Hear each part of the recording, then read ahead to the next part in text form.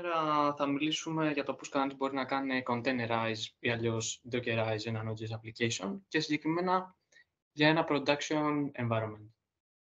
Οπότε ο σκοπός αυτής της παρουσίασης, βασικά, ναι, ο σκοπός της παρουσίασης δεν είναι τόσο basic, θα είναι λίγο ίσως πιο προχωρημένα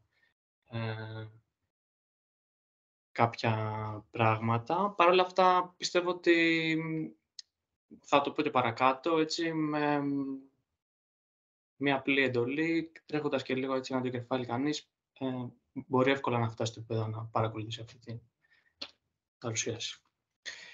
Οπότε, έστω ότι έχουμε λοιπόν ένα Node.js application και θέλουμε να το κάνουμε Dockerize. Συγκεκριμένα έχω ανεβάσει σε αυτό το URL ένα Node.js application που μπορεί κανείς να χρησιμοποιήσει για να πειραματιστεί στη συγκεκριμένη παρουσίαση, το οποίο application έχει τουλάχιστον ένα dependency, συγκεκριμένα έχω βάλει το helmet, έχει ένα dev dependency, έχω βάλει το ESLint, έχει ένα database το οποίο είναι fake και κάνει πρακτικά simulate έτσι μια καθυστέρηση που μπορεί να έχει βάση για να συνδεθεί, το application για να συνδεθεί στη βάση και το αντίθετο π.χ. όταν αποσυνδέεται. Έχει ένα endpoint, το /users, που σου επιστρέφει ένα JSON αρχείο ό,τι και αν του στείλεις, είναι τελείως μοκαρισμένο. Κάποιους listeners για τα signals τα οποία όταν στέλνουμε στην εφαρμογή, τα οποία συγκεκριμένα τα βάζει κανείς conditionally μέσω ενός environment variable. Τουλάχιστον έτσι είναι implemented στην πραγματικότητα, θα είναι πάντα available αυτοί οι listeners, θα το δούμε για παρακάτω φυσικά. Και το συγκεκριμένο application κάνει print την διαθέσιμη μνήμη η οποία έχει το application μας. Οπότε, έχουμε το application μας και λέμε πώς θα το κάνω containerize, dockerize. Ψάχνουμε λίγο στο ίντερνετ, βρίσκουμε ένα container file, ένα docker file που μοιάζει κάπως έτσι, ή περίπου μοιάζει κάπως έτσι. Το τρέχουμε, συγκεκριμένα πατάμε, δεν ξέρω αν φαίνεται ο κέρσορας μου, αλλά πατάμε π.χ. docker build, του δίνουμε ένα όνομα, δείχνουμε και ποιο είναι το αρχείο. Ύστερα, αφού έχει φτιάξει το image με το docker build, τρέχουμε την εφαρμογή μας, του κάνουμε specify και ένα port, το 3000. Σηκώνεται, βλέπουμε όλα καλά, του κάνουμε και ένα request στο curl, παίρνουμε και το fake response που έχουμε βάλει μέσα, ή το πραγματικό response αν είναι πραγματικό application, και λέμε όλα καλά. Μετά το διαγράφουμε κιόλας, τέλεια. Παρ' όλα αυτά, η εφαρμογή μας δεν θα τρέξει τοπικά στον υπολογιστή μας, πολύ πιθανό να τρέξει σε ένα Kubernetes environment, όπου εκεί πέρα θα χρειαστεί να κάνουμε πολλές φορές scale down, scale up ένα deployment, ή θα χρειαστεί, ας πούμε, να ξέρουμε αν η εφαρμογή μας είναι σε health status ή όχι. Οπότε, γι' αυτό το λόγο θα πρέπει το container να ακούει σε αυτά τα... Οπότε, στο ένα Kubernetes environment, για να γίνει οποιαδήποτε διαδικασία, π.χ. αν θες να κάνεις scale down, θα στείλει ένα SIGINT ή SIGTERM signal, έτσι ώστε να τερματίσει το container. Και η εφαρμογή μας θα πρέπει να ακούει σε αυτά τα signals. Είτε όταν θέλουμε να κάνουμε scale down, είτε όταν είναι unhealth. Αλλά αν τρέξουμε αυτό το container file, θα δούμε ότι κάτι τέτοιο δεν σημαίνει. Δηλαδή, παίρνει το signal, αλλά δεν τερματίζει. Αντίστοιχα και local, αν το τρέξουμε, πάλι θα δούμε ότι πατώντας Ctrl-C, αν έχουμε το interactive shell, δεν θα τερματίζει. Άρα, τι είναι αυτό, άραγε? Είναι δύο πράγματα που στην προηγούμενη περίπτωση παίζουν ρόλο. Το ένα είναι ότι υπάρχει ένα άλλο process στη μέση, μεταξύ του container και του node process. Και το άλλο είναι ότι η εφαρμογή μας τρέχει μέσα στο container ως process με PID 1. Θα εξηγήσω παρακάτω με το PID 1. Οπότε πάμε να δούμε το πρώτο πράγμα. Τι συμβαίνει. Ποιο process είναι στο ενδιάμεσο μεταξύ του container και του node. Είναι το NPM και συγκεκριμένα το NPM, επειδή δεν έχει σχεδιαστεί να κάνει forward τα signals στο node process, δεν τα κάνει forward και τα τρώει ή τα καταπίνει χωρίς να φτάνουν ποτέ στο node application. Τι μπορούμε να κάνουμε για αυτό το λόγο. Μπορούμε πολύ απλά να χρησιμοποιήσουμε το ίδιο το node. Και έτσι, χρησιμοποιώντας το node, έχουμε αρχικά τα θετικά, ότι έχουμε λιγότερα vulnerabilities, διότι πλέον το NPM δεν υπάρχει. Χρησιμοποιούμε λιγότερη χωρητικότητα και φυσικά έχουμε και ένα λιγότερο process να τρέχει μέσα στο ίδιο το container. Οπότε, με αυτόν τον τρόπο και μνήμη και επεξεργαστή σώζουμε αρκετά resources. Τέλεια.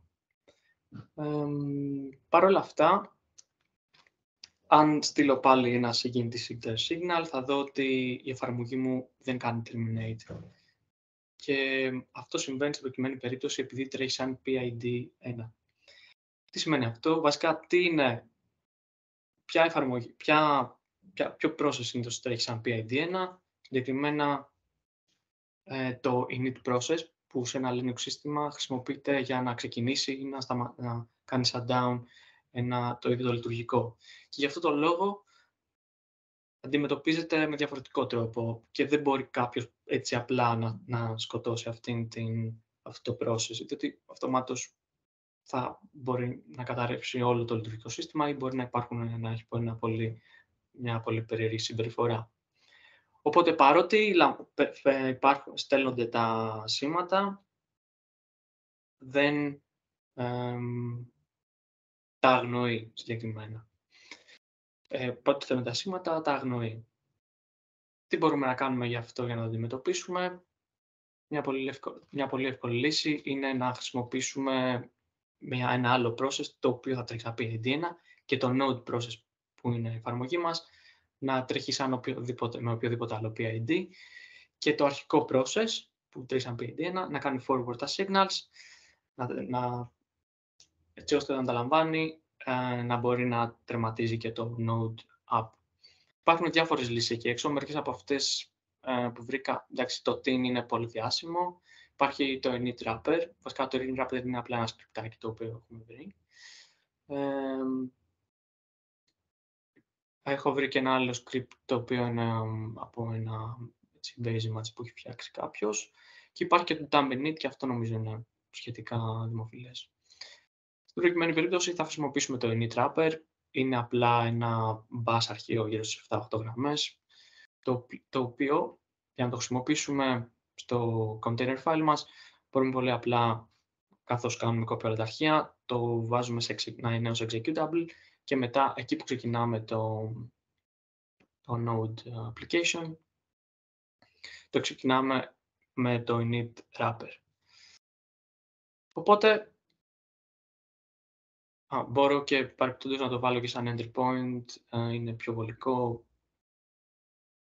έτσι ώστε οποιαδήποτε εντολή να ξεκινήσει μετά να το έχει κατευθείαν. Οπότε εδώ βλέπουμε πώς είναι πριν, δηλαδή το node τρέχει με PID1, και μετά βλέπουμε όταν έχουμε βάλει το init wrapper ή τέλος πάντων οποιοδήποτε από αυτά εμείς θέλουμε, το tin ή το dump init, ότι το συγκεκριμένο πρόγραμμα τρέχει σαν PID1 και οποιοδήποτε άλλο μετά το node τρέχει με οποιοδήποτε άλλο PID.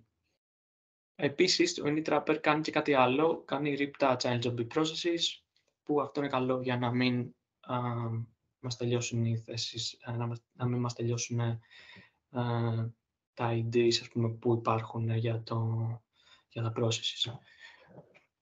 Και φυσικά κάνει και forward τα signals. Οπότε τώρα, αν προσπαθήσουμε να στείλουμε πατώντας Ctrl-C, να στείλουμε ένα SYNC signal, θα δούμε ότι η εφαρμογή μας θα τερματίσει. Πολύ εύκολο. Παρ' όλα αυτά, τερματίζει η εφαρμογή μας. Το ερώτημα όμως είναι, τερματίζει έτσι όπως τα έπρεπε ή τελείως απρόσμενα ξαναπέφτει ο γενικός. Και στην προκειμένη περίπτωση, από ό,τι φαίνεται, μάλλον όχι. Το οποίο κάτι τέτοιο δεν το θέλουμε σε ένα Kubernetes environment. Για παράδειγμα, όταν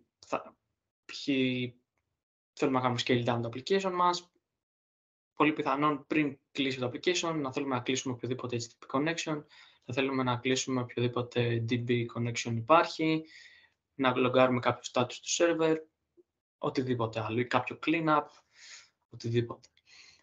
Και γι' αυτό το λόγο είναι προτιμότερο να βάλουμε να κάνουμε register κάποιον signal handler, όπου στην περίπτωση που πάρει ένα από αυτά τα σήματα, να κάνει τα κατάλληλα actions. Συγκεκριμένα, βλέπουμε εδώ πέρα μέσα αυτό δεν είναι Docker file, είναι μέσα στο application. Έχουμε πει ότι όταν λάβει το process το seekterm ή το signal και το seeker, τρέξει αυτό τον signal handler και στην περίπτωση που είναι το SIGINT ή το seekterm, κάνε close the DB connection, κάνε close the server και μετά κάνε exit το ίδιο το process. Τέλεια. Μετά ένα πάρα πολύ σκάτσι, το έχω δει αρκετές φορές, είναι ότι συνήθως έχουμε το node env equals to production κατά τη διάρκεια του npm install. Πολύ σημαντικό, πολύ καλό αυτό, αλλά το θέμα είναι ότι δεν χρειαζόμαστε το node env να είναι κατά τη διάρκεια μόνο του npm install. Πολλές φορές το χρειαζόμαστε και κατά τη διάρκεια που τρέχει η εφαρμογή, στο runtime, διότι πολλά libraries στηρίζονται σε αυτό για να κάνουν κάποιο είδους διαφορετικό logging ή μπορεί να χρειαστεί να κάνουν κάποιο caching και γενικότερα ίσως κάποιο optimization. Οπότε βγάζουμε έξω από το npm install το node-env και το βάλουμε πάνω-πάνω ή γενικότερα σε οποιοδήποτε σημείο, έτσι ώστε να είναι διαθέσιμο και κατά τη διάρκεια που τρέχει η εφαρμογή. npm install ίσως είναι αρκετά βασικό, αλλά πάρα πολύ σημαντικό. Δεν θα σταθώ πολύ. Όταν κάνουμε npm install, προσπαθούμε να χρησιμοποιούμε το -omit equal dev, που πρακτικά κάνει εγκατάσταση μόνο τα dependencies και αφήνει έξω τα dev dependencies. Αυτό είναι πολύ σημαντικό γιατί έτσι έχουμε πάλι λιγότερα vulnerabilities και φυσικά λιγότερο χώρο πιάνει το τελικό μας image.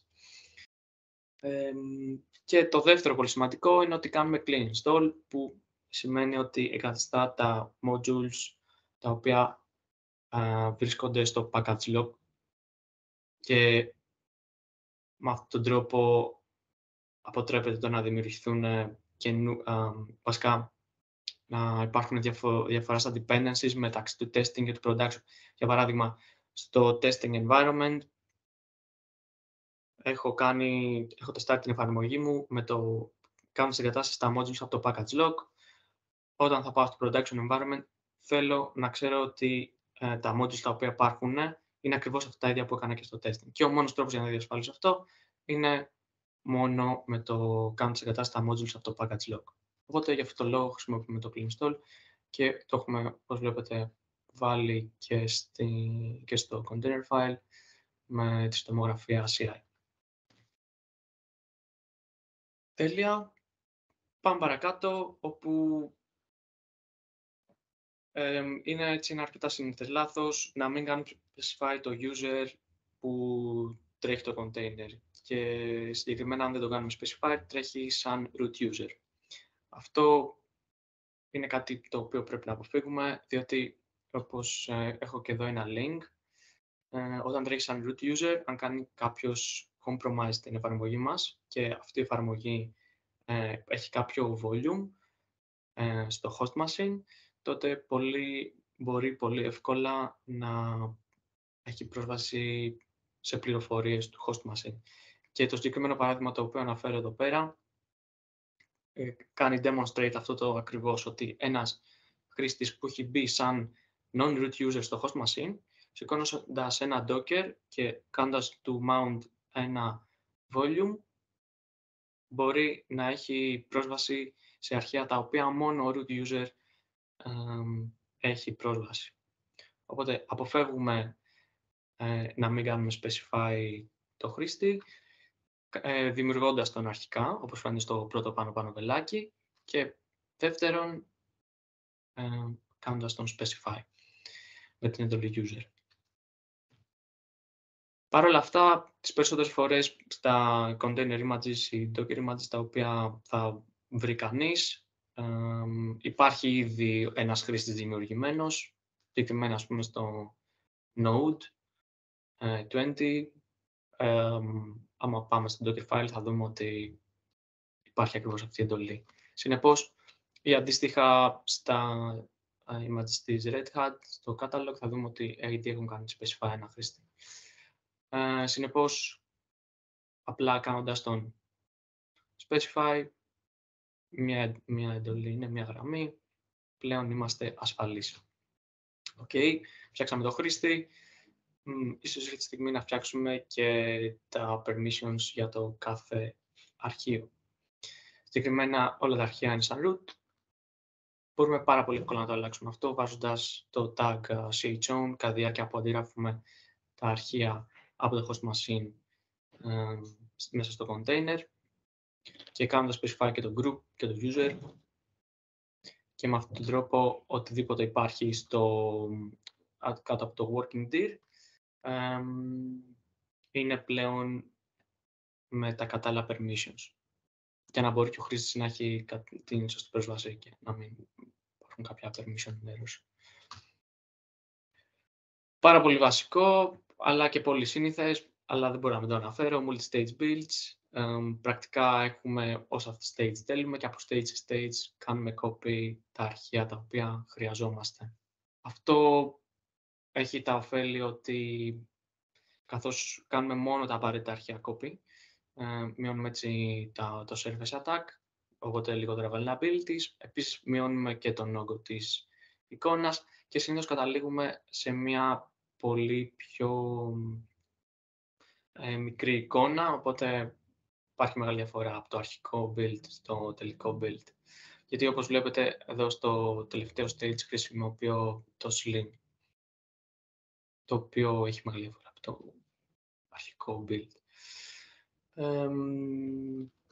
Οπότε χρησιμοποιούμε multi-stage builds και συγκεκριμένα, άμα δείτε στο run stage, κάνω copy από το προηγούμενο stage μόνο τα node modules. Οπότε οτιδήποτε άλλο έχει παραχθεί, κάτι άλλο npm install, κάποιο cache ή ακόμη παρακάτω θα δούμε και TypeScript και χρειαζόμαστε τα dev dependencies, πλέον δεν υπάρχει στο τελικό image.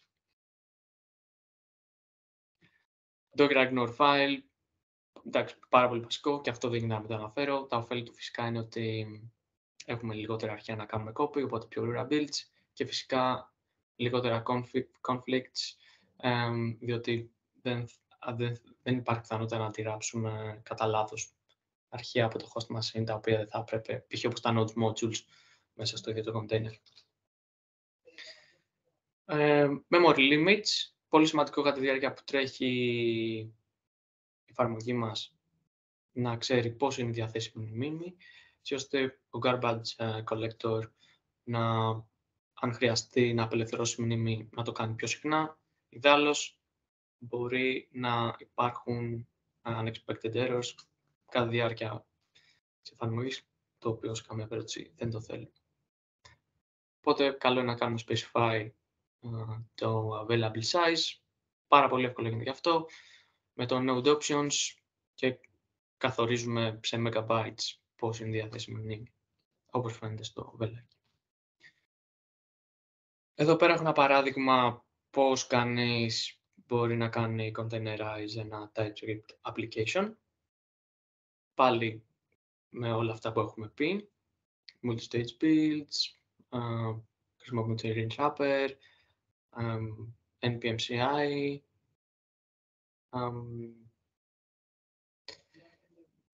ό,τι έχουμε εξηγήσει υπάρχει εδώ πέρα.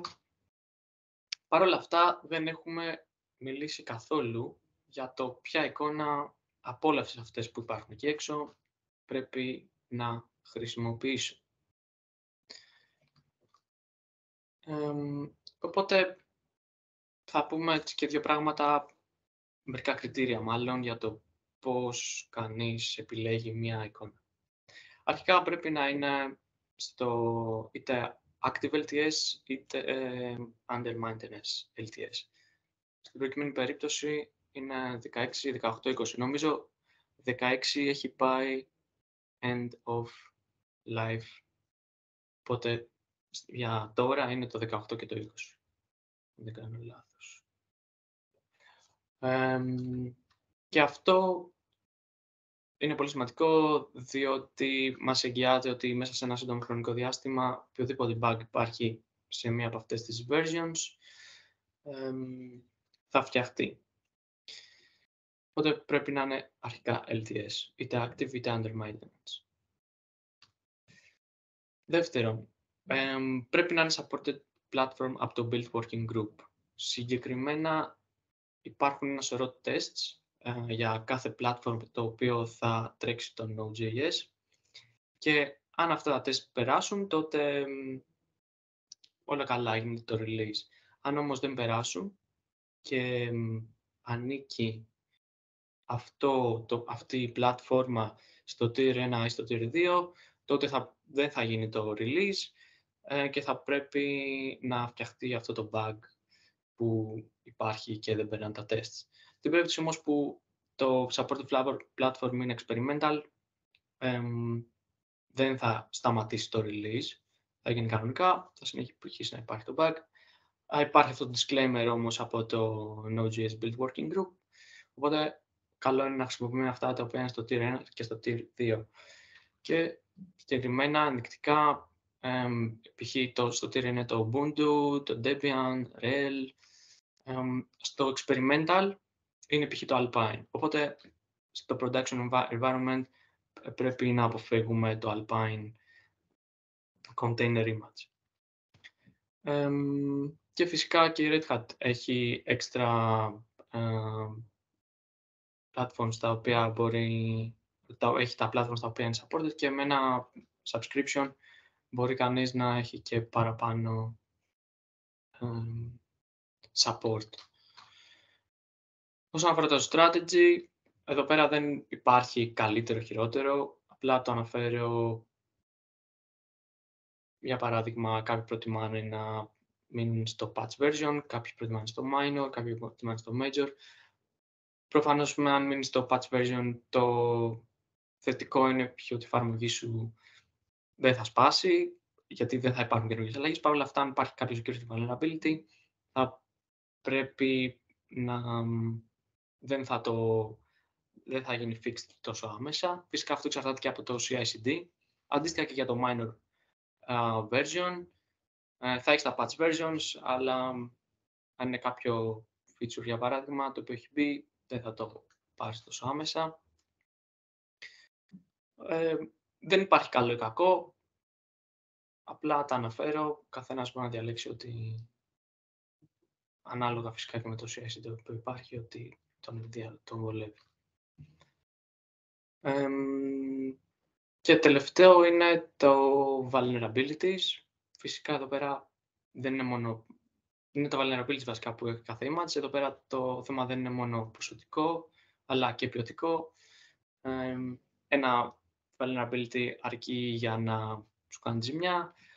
Παρ' όλα αυτά, καλό είναι έτσι να έχουμε μια γενική ιδέα τον αριθμό των vulnerabilities και φυσικά όποιος το δει λίγο πιο προσεκτικά μπορεί να δει και τον τύπο του vulnerability για κάθε από αυτά τα images.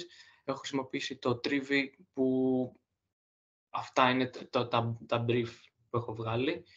Έχει αναλυτικά ποιο είναι το κάθε security. Εδώ έχω έτσι δύο εργαλεία τα οποία βρήκα και μου ήταν ενδιαφέρον, όπου πρακτικά κανείς μπορεί να βάλει το container file του και να του βγάλει αν ακολουθεί τα best practices ή όχι.